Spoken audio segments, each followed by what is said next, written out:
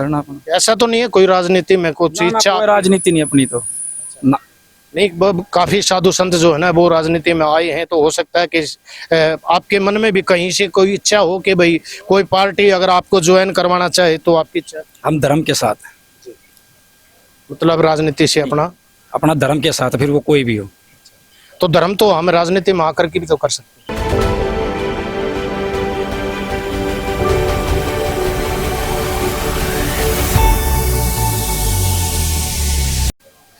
नमस्कार, मैं BGN Haryana news देखने वाले सारे दर्शकों का संजय जाखड़ की राम राम। आज झज्जर के नजदीक गांव शिलानी में श्याम मंदिर के अंदर बाबा पंचमपुरी जी रहते हैं। वो 41 दिन की अपनी पंचदूणी तपस्या पूरी की है और आज समस्त ग्रामवासी और नजदीक दाएं बाएं जहां के भी है सभी श्रद्धालु यहाँ पहुंचे हुए हैं। और आज यहाँ पर एक विशाल भंडारे का भी आयोजन किया गया है, जिसके साथ साथ यह सांस्कृतिक कार्यक्रम भी है। तो बाबा पंचमपुरी जी से आपको रूबरू बातें कराते हैं कि भाई इस तरह की बार बार बाबा तपस्या करते हैं। ये गांव वालों ने बताया है कि पहले भी बाबा खड़े श्री तपस्या कर चुके हैं, तो अब बाबा ने आज अपने 41 दिन पूरे किए हैं। तो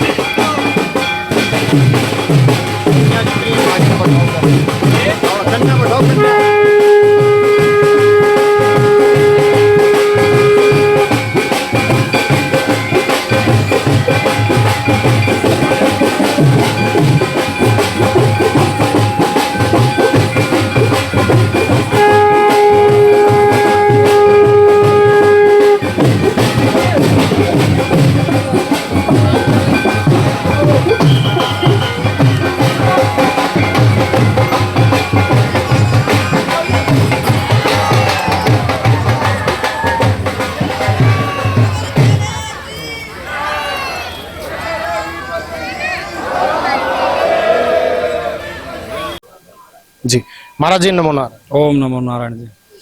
गुरु जी, आज आपने कितने दिन की तपस्या पूरी की? ये 1.25 महीने की है जी, 41 दिन। तो हमने सुना है कि ग्रामवासियों ने बताया है कि पहले भी आप खड़े श्री तपस्या आपने की है जी, 1.25 महीना खड़ी श्री की। तो हमारे सनातन धर्म में बताया जाता है कि ये एक हठ योग होता है, तो इसके करने से किस प्रकार की सिद्धि प्राप्त होती है?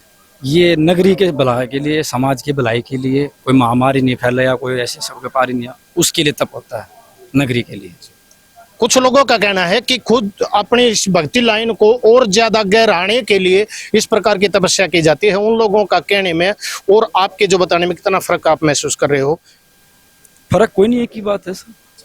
वो तो भजन अपनी अपनी इच्छा कौन किस प्रकार कर रहा है, कोई हठ योग कर रहा है, कोई भजन कर रहा है, कोई तप कर रहा है।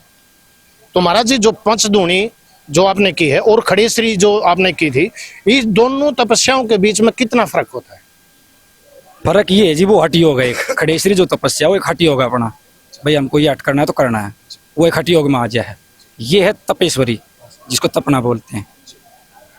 तो इसके साथ साथ है महाराज जी, एक बात और आपसे पूछते हैं कि जो तप योग जो आप करते हो, तपस्या जिसकी, तो ये किस चीज पर सिद्धि पाते हैं? कुछ लोगों का कहना है कि भाई ये अग्नि पर जो है ना, जो पंच तत्व जितने हैं उनमें अग्नि की ही प्रसिद्धि के लिए इस प्रकार का योग किया जाता है। हाँ, ये अग्नि स्तंभन के लिए होता है भजन। और खड़ेश्वरी किसके लिए होता है? खड़े से तो अपना हटी योग है एक। उससे हाटियों करने के बाद उसमें कितनी प्रसिद्धि होती है, मतलब किस चीज को आप प्राप्त करना चाहते हैं? आप अपने जितने भी हमारे जो दर्शक देख रहे हैं उनका थोड़ा हम मार्गदर्शन करवाओ। ये तो नगरी की भलाई के लिए, भक्तों के लिए, सुख शांति के लिए, इन्हीं के लिए भजन किया जाता है।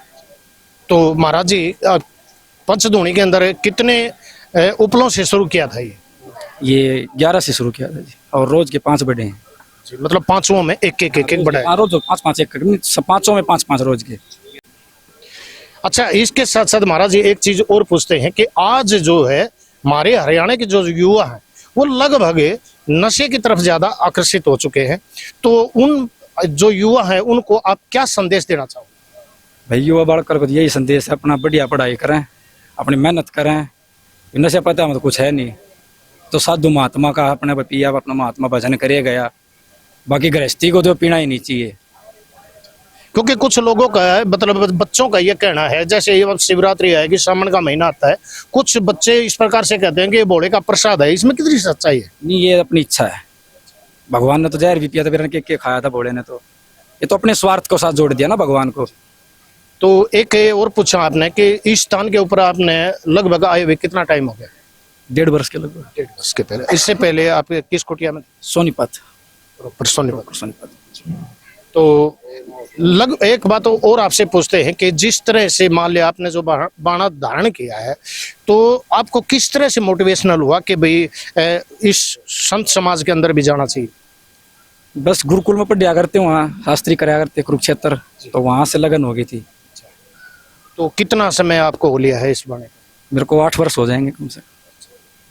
तो आगे भविष्य में और क्या प्लान है आपका? बस यही तपस्या करना और भजन करना अपना। ऐसा तो नहीं है कोई राजनीति में कुछ इच्छा? कोई राजनीति नहीं अपनी तो ना। नहीं, काफी साधु संत जो है ना वो राजनीति में आए हैं, तो हो सकता है कि आपके मन में भी कहीं से कोई इच्छा हो कि भाई कोई पार्टी अगर आपको ज्वाइन करवाना चाहे तो आपकी इच्छा? हम धर्म के साथ हैं, मतलब राजनीति से अपना धर्म के साथ, फिर वो कोई भी हो। तो धर्म तो हम राजनीति में आकर के भी तो कर सकते नहीं, सिर्फ केवल मतलब आश्रम में अपने भजन करके ही जनता के लिए, समाज के लिए। बहुत बहुत धन्यवाद गुरु जी, आदेश आपको जो इतना समय दिया है। पुरी महाराज जी जो कि अपने यहाँ आश्रम में हैं, उन्होंने साफ साफ बताया है कि भाई ये तो एक जगत भलाई के लिए ही जो है ना ये चोला लिया गया है, और हमारा राजनीति से दूर दूर तक कोई भी रिश्ता नहीं है। रही बात हमारे महाराज जी ने आज के युवाओं को एक तो जरूरी जो संदेश था वो भी दिया है कि कुछ हमारे बच्चे जो है ना नशे की गर्द में पड़े हुए हैं, तो नशे को अगर हम त्याग करके अच्छे काम करें, अपने परिवार को गृहस्थी को चलाएं, तो सबसे बेस्ट है। नशा सब चीज में होता है, नशे के बगैर कभी भी कोई प्रसिद्धि नहीं होती है। जैसे कि महाराज जी को भजन करने का नशा है, इसी प्रकार से परिवार को चलाने का नशा, अपने खुद कामयाब होने का नशा। तो नशा ये करें जो अपनी मंजिल तक पहुंचाए। बहुत बहुत धन्यवाद। तो आगे भविष्य में और भी अगर कोई इस प्रकार के धार्मिक कार्यक्रम में हम वीडियो आपके बीच लेकर के आएंगे। अगर अभी तक आपने हरियाणा न्यूज़ को अगर सब्सक्राइब नहीं किया है तो कृपया सब्सक्राइब करें, लाइक करें, शेयर करें और कमेंट के माध्यम से जरूर अपने विचार जरूर रखें कि इस प्रकार के कार्यक्रम से आपको क्या शिक्षा मिलती है। नमस्कार।